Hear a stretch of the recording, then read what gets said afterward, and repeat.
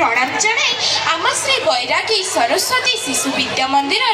शिशु भौणी मैंने आरंभ करने को जाऊँच एक सांस्कृतिक विचित्र आरंभ करवा से उठू जहाँ आरंभ हुए आम ओडिया घर सब शुभ कार्य ओडिया परिवार जे वयोज्येष्ठ मुरबी से जगतर नाथ जगन्नाथ आम जगह कौन सतरे ठाकुरटीए हेले मत तो लगे से आमरी भितर जड़े आम नीतिदिनिया सुख दुखर अंतरंग साथीटीए एकांत आपणार मनीषटीए आम जगह को भी ज्वर हुए खूब कष्ट पाए कबाट बंद कर घोड़े हुए शई रुहे चेरमुड़ी औषध खाई पुणी भल हो जाए कान्हार अति प्रिय मौसी मार हाथ तैयारी पोड़ पिठा से तो से वर्षर थरे भाई भौणी को धरी रथरे चढ़ी जाए मौसी माँ घर को मौसी माँ भी बड़ सरधारे पिठा पोड़ी दिए खूब सरधारे मन भरी खाए जगा मौसी घरे 9 दिन रही फेरी आसे श्रीमंदिर आम ओडिया जातिर मौड़मणि गजपति महाराजंकर मान रक्षा पाइक साजी घोड़ा चढ़ी युद्ध करने को आगे आसती आम कालिया सात केबे पुणी अछब दासिया बाउरी निर्मल भक्ति पाखरे बंधा पड़ी जाती श्रद्धा दासिया आरपी देइथिबा नड़िया को नेबा पई हाथ गोड़े दियते महाप्रभु से लीलामय ठाकुरंग पाखरे अजस्र प्रणाम जणाई आरंभ करुछु आज रंगार सांस्कृतिक विचित्रा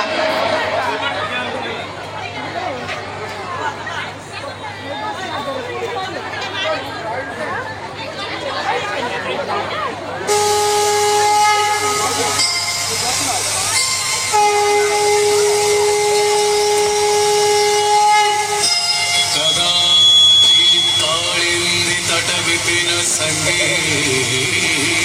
कर्मो मुदा भीरिनारी मदन कमला स्वाद मधुप रमा शंभूर ब्रह्मा सुरपति गणेशार्चित पदो जगन्नाथ स्वामी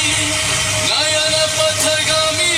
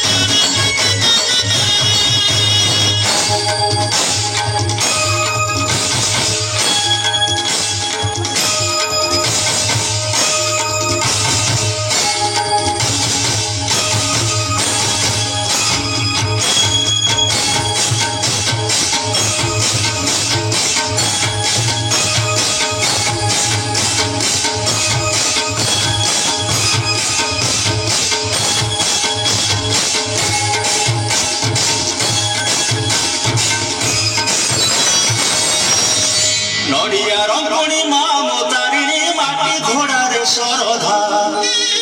आलो नड़िया रंगुणी माँ मो तारिणी माटी घोड़ारे सरधा शाल बनराणी पादे जोड़ी पानी शाल बनराणी पादे जोड़ी पानी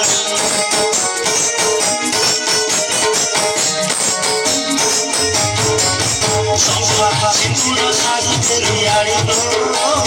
माँ तारिणी घंटा घोड़ा खुशी घरणी लो माँ तारिणी शंखा सिंदूर साजी तेलियाड़ी लो माँ तारिणी घंटा घोड़ा खुशी घरणी लो माँ तारिणी